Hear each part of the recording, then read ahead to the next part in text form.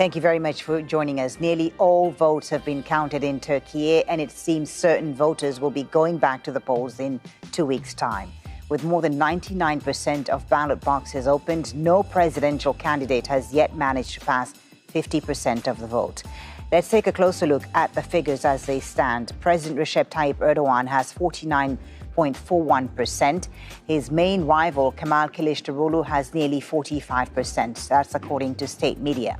As results were coming in, President Erdogan said he'd be ready if the election went to a second round.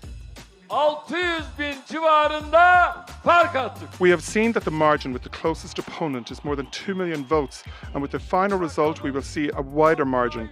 We don't know if we will have a runoff, but if this is the result of the first round, the results of the runoff will be the same. If our nation has decided to go to a second round, we will respect that decision. Opposition presidential candidate Kemal Kılıçdaroğlu also said he'd be ready for a runoff. Bu seçimi ikinci turda Despite his smearing campaign against us, Erdogan hasn't gotten the result he wanted. We have to wait for the final results. If the first round wasn't enough to receive the mandate, we are going to get it in the runoff election. A third presidential candidate, Sinan Oğan, has secured more than 5% of the votes so far.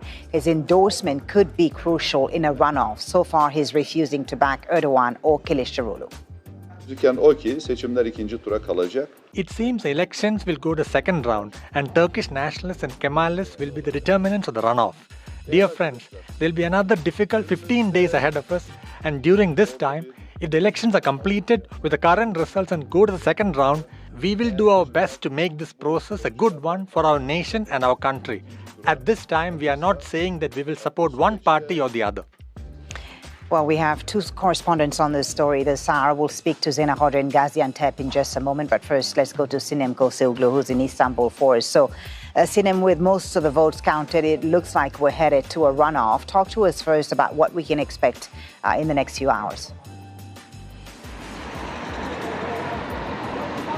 Well, Paul, we're expecting the Supreme Election Board to announce the official results. So far, the results that we have been receiving since yesterday are coming from the agencies. And the agencies are gathering these data from the political parties. And now it's time for the blueprint documents to be counted. But it can take some time. Maybe we are not going to hear it today, maybe tomorrow, maybe in a couple of hours. It depends. But we are hearing that still the schools that have been used as polling stations yesterday, some of them are still full of ballot papers, ballot boxes. So the logistics are also binding here. But as the Supreme Election Board or Higher Election Board announces the official results, everything is going to be official. We are going to know that the exact votes that each candidate and each parliamentary member candidate received. Foley? And so a runoff in 2 weeks, that's a long time. What can we expect from the candidates in that time?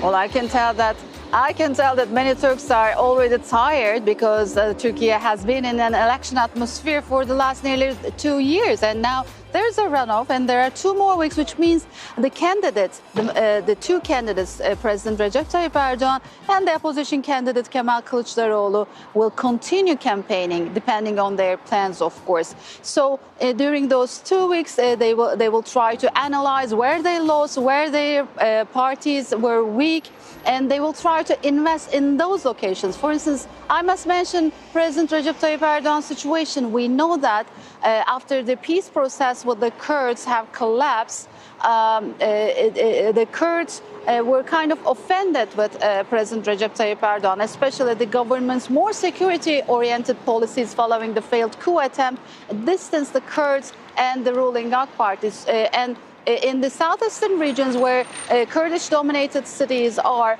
the votes went for CHP, the Republican Party, to Kemal Kılıçdaroğlu. And probably Erdogan will analyze because he needs those votes. And definitely Sinan Oğan, who is the third candidate who made a great jump during this election. No one was expecting such a high turnout for him. He will be supporting either Erdogan or Kılıçdaroğlu, but everything depends on negotiations. So until the second round, it's all about negotiations. Foley?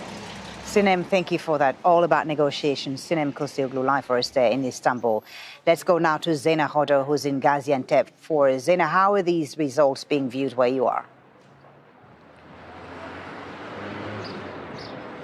Well, the president has the lead, but it is a slight lead. Very different than 2018 when he had an outright victory of 53% and his main contender had 33%. So it is being seen that the president did lose some support, whether it's because of the economy, whether the way the government handled the earthquake, the disaster in southern provinces, or whether he consolidated too much power and people were against that. But at the end of the day, he maintained his majority in parliament, he and along with his allies, which gives him the advantage, really, because even if the opposition wins in the runoff vote, if there is going to be a runoff vote, it will be very hard for the opposition to push through its promises to change the system of government back to a parliamentary system from a presidential one. And if Erdogan forms new alliances in parliament, he can call for a referendum and a new election. So a lot of uncertainties. And then there are those in the opposition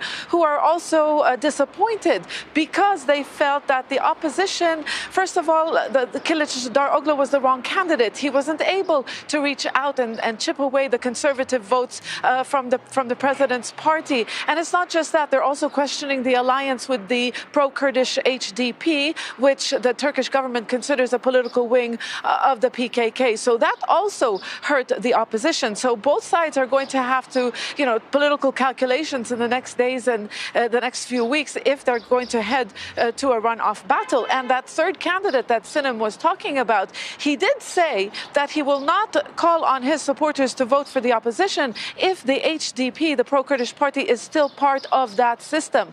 So a lot of backdoor dealings, negotiations in the coming days if that runoff vote is to take place. Okay, Zena, thank you for that. Zena Hodo live there in Gaziantep.